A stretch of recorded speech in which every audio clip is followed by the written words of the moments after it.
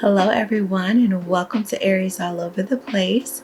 So glad to have you here. I am Ari, and today I'm here to discuss season 12 of Married at First Sight, episodes 1 and 2. So I'm here because I did review last season at the tail end, and I wanted to kind of keep the pattern going with the whole Married at First Sight review thing. I didn't watch any of the Matchmaker specials or anything like that because I didn't want any spoilers. I wanted to watch from the very first episode and just kind of get clear vision of all of the couples and things like that. Of course, these first two episodes where they're talking about their backstories and weddings and things like that can be a little bit boring, but I got through it. Especially the first episode was 3 hours long, child. That was a lot, but I got through it. I didn't review the first episode on its own, but you guys kind of get the gist of it by now if you watch the show, what happened with the first episode. And now we're here with the wedding ceremonies, and we have one more ceremony to go for the next episode. Two more ceremonies to go. So we've seen 3 so far. So I'm just going to jump in from there and talk about what I think about these couples. Do I think they're going to last? Do I think they're going to make it? Some things that I've seen on Instagram, my opinions about certain couples and certain people that they have casted on this season. So let's go ahead and get right into it, okay? All right, so the couples that we have, I've got all my notes here. Haley and Jacob, which we have not seen their ceremony yet. Paige and Chris, Claire and Ryan, Brianna and Vincent, and Virginia and Eric. All right, so we're going to start with Ryan and Claire. Claire seems to be very energetic, very high strung. Ryan is very cool, calm, collected. It seems as though they both requested partners of the opposite race or someone not of their race. She mentioned that she wanted somebody who was a little more ethnically ambiguous, and he mentioned in his package that he has only had interracial relationships. So to me, that was kind of like, yeah, that's what I want to stick with, which, okay. Again, I'm just jumping right into the ceremony. So he wrote her the sweetest, most adorable letter, which told me right off rip that Ryan is a very thoughtful man. And there's nothing sexier than a man who puts some thought into what he's doing and put some thought into what he's saying before it comes out of his mouth. So I really like Ryan for that reason. Overall, I think that all of the guys' vows have been better than the women's vows. I think with this next ceremony that we're going to see on the next episode, it's going to stop there, but we'll get to that. But yeah, I do for the most part think that the guys put a little more thought into their vows, which is very sweet. I thought that the blindfolds were kind of cool. It gave a new twist to, them seeing each other for the first time. After the ceremony was over and they were doing their champagne, little moment together alone, I thought that they had really great chemistry. Right off rip, they were very comfortable with one another with asking questions and talking.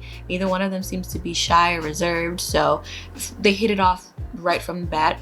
I will say in the reception, it looks like he was a little thrown off when she started talking about some superficial things, like about her makeup and her dress, and was like cackling with her friends about it. He seemed to be kind of like, well, at least that's how they edited it to seem as though he was feeling. So we're going to see how their energies match, because he seems to be, like I said, not shy, but he seems to just be real chill, and she's not that way. She's very that's just her energy. So we'll see if they balance each other out.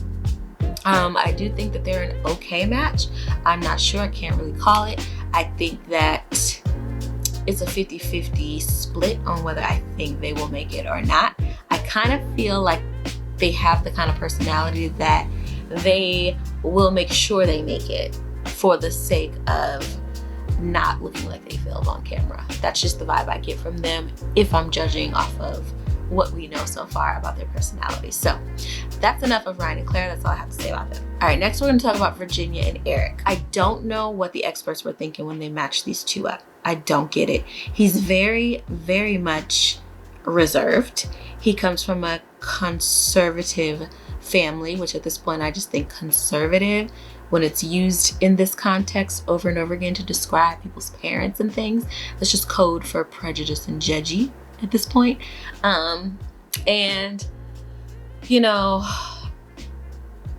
Virginia, every single edit was of her talking about, I need a shot, I need a shot, I need a drink, I need a glass of wine, I need a shot, I need a shot. Like, girl, she was drunk. She was drunk. Dr. Viviana went to Instagram on a post that Lifetime, or the Married at First Sight Instagram page, actually put up, which was a whole clip showing her knock back drinks. And they literally put in the caption, what are your thoughts? And Dr. Viviana went off on everybody in the comments about their nasty remarks as far as Virginia is concerned. Saying, oh, you don't know them personally and just watch their journey and see how it goes before you judge. Okay, so just like someone said in the comments, I'm assuming that they make it and that they're fine since you're, champion for them so much.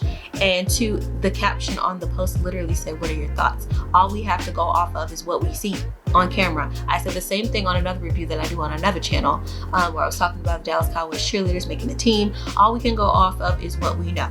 Speaking of that, if you like Dallas Cowboys cheerleaders and you want to see those reviews, you can go over to my other channel for Rising with Sound Dance Co. and check them out there. Anyways, back to Married at First Sight. So yes, same way I was saying over there, all we can go off is what we see on camera. We don't know the backstory of everybody. We don't know everybody's life, and of course we don't know them personally. But when you put together a package and a clip that literally shows her just drinking, and the producers have edited it to make it seem like that's all she is about is drinking.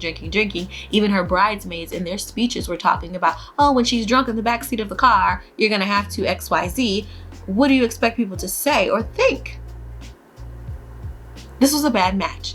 And he made it clear at the bachelorette party that he doesn't want somebody who's going to be a partier or a drinker like that. When they were at the reception, he asked her, he's like, so when you talk about you like to go out, what exactly do you mean? You like to go to the club or you like to go to bars? And she's like, I like bars. Girl, I don't know. I don't know how his family is going to match with her family, seeing as though she said that her family is totally not conservative. She mentioned the fact that her sister has a female partner that she's been with for years and that she did have a donor for her 2 sons, and she doesn't know how Eric's family will feel about that, and that could become a problem. And we're going to see how his conservative family feels about her and how they judge her. I can see it all over his mama's face already that she's not feeling this situation. So we're gonna see, but to no fault of Virginia, I just really think this is a bad match, and no, I don't think they're gonna make it. So if I have to predict them, there's no 50-50. It's a straight up no for me. Could be wrong, Dr. Viviana, my bad, but for now it's a no for me.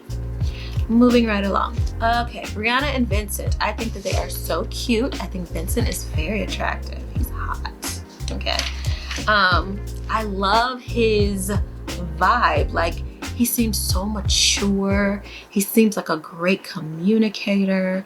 When they were together after the ceremony, well, first let me talk about when he first came into the room. First of all, Brianna's mama is so excited about this whole wedding thing, and she loved what she saw. All of them loved what they saw. All her friends were like, yes, when he walked down that aisle, like excited for their girl because he's cute. He's a cutie pie. Her dress, I loved her dress. Even though it was plain to me, I love that high split in the front in the pockets. That dress was good. I like that dress. I was kind of confused about the whole full sew in just for her to tuck all that hair away. But I figure, okay, maybe it's vacation hair, from honeymoon. So let me not say too much about that. But yeah, I think that they meshed well. I do think he's a little shy. But I love that he said, I'm reserved, but I'll warm up. Like he kind of let her know, like, don't worry, I'm not like this all the time. I'll warm up to you. His vows were beautiful. I just really think he's a sweet, thoughtful, again, caring gentleman. And I'm excited to see how their relationship goes. They seem to mesh well. They seem to vibe well. They seem to be in agreement that the experts got it right as far as their personalities so far.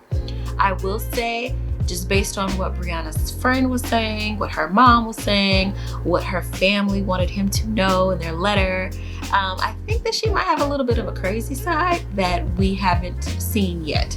So I'm curious to see how that plays out throughout the season. But overall, I do think that they will be okay. So I'm gonna say yes. that they are going to make it through decision day and stay married. That is my prediction here in the beginning for right now. So Brianna and Vincent, I like them. Again, we haven't seen Haley and Jacob's ceremony yet, and to be honest, I'm not even trying to be funny.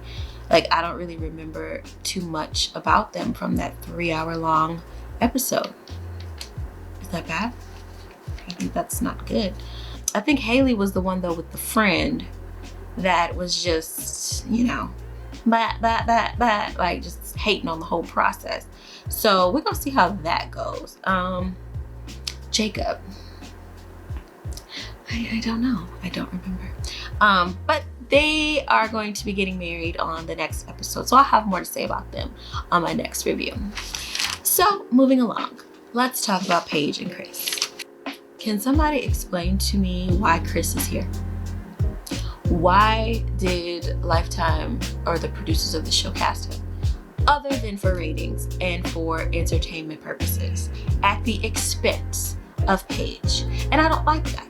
Because if you really care about these people and you care about them spending a life with somebody, why would you set someone up with someone as arrogant and annoying as Chris? Why would you do that to this poor girl?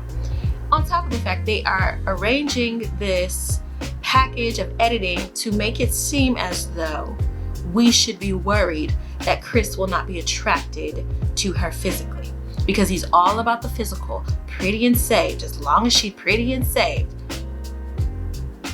Listen, she's so sweet and so, you know, the Holy Ghost is guiding me through this, and I just trust God, and I just know God is in this. And Chris is like, yeah, I tried to be a minister, but it ain't paying enough. Who says that? Who gets led to ministry because of how much it pays you? Child, I can't. And then he's been financially stable for 2.5 seconds. And this man thinks that he is freaking, I don't know, like the richest man in the world. Like, dude, I'm gonna need you to calm down and pipe down. And then all your requirements of needing a submissive woman to give me some babies and she gotta be pretty and saved. And also, if I'm not physically attracted to her at first glance, I don't know what I'm gonna do. As if he is any more than a 2 or 3 himself. Where did they find this guy? I don't understand. But, well, let me talk about his dad and his comment. So when he walked in, he complimented Paige's mother, gave her a hug and a kiss on the cheek. And then they panned the camera to his father, who was like, I'm ready to see my daughter-in-law. I hope she better be pretty and saved. And then you hear a soundbite from his mother. We don't see her face, but you hear a soundbite where she says, and if she ain't, then we gonna have a problem. What? I cannot. So I'm already irritated with the production to even make it seem as though he's gonna hurt this girl's feelings. And right before they cut to the end of the video, or the end of the show, I should say, they show Chris see her for the first time and then goes, oh shit. If the next words out of his mouth ain't, damn, she's beautiful, I'm gonna be so mad. I'm gonna be so mad. Because why would you set her up like this? And the only reason why I feel like I'm worried that he won't be is because she's cute. You know, she's not a bad looking girl, but she's not like a model. She's not like a 10. Like, so I feel like that's what he's looking for, just based off of what they've fed us so far. And he's gonna end up hurting this girl's feelings. And even if it's not right now, just with his personality alone, it's not gonna go well with her. And I feel like she's gonna stay in it because she is so wanting to be married so bad and wanting to please a man so bad that I think that she will think that this is, especially since she thinks that this is God brought her this man. She's gonna really not want to question God on this Chris situation. And no. So if you ask me if they are going to last, and stay married. If I had to give a prediction right now,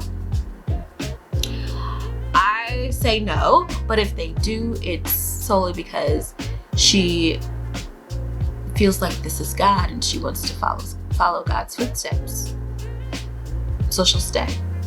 So we're gonna see. But again, I don't know anything yet. We're gonna see throughout the season. You know, it always gets juicier like after the honeymoon and things like that. So we're gonna see how the season rides out. Again, I'm sorry I don't have more on Haley and Jacob because they're not very memorable already. But honestly, had we not seen most of these ceremonies so far, I probably wouldn't remember any of them, to be quite honest. So we're gonna see. I just don't know if the experts got it right this time. I felt the same way last season. Still feel that way about some of them. But we doing stuff just for ratings now. We're gonna see, guys. So that's just my take on Married at First Sight. Again, not a whole lot to talk about just yet. It'll get juicier, it'll get more entertaining as the season goes, but that's just all I have to say right now. So again, tune in. I'll be back maybe next week, the end of next week, to talk about the next episode. And make sure you subscribe to this channel, especially if you're coming to watch these videos. Just go ahead and hit the subscribe button. Won't hurt you, it's free. Costs you nothing to do that. So hit the subscribe button, drop a comment below, let me know your thoughts, and I will see you guys on the next one. Bye.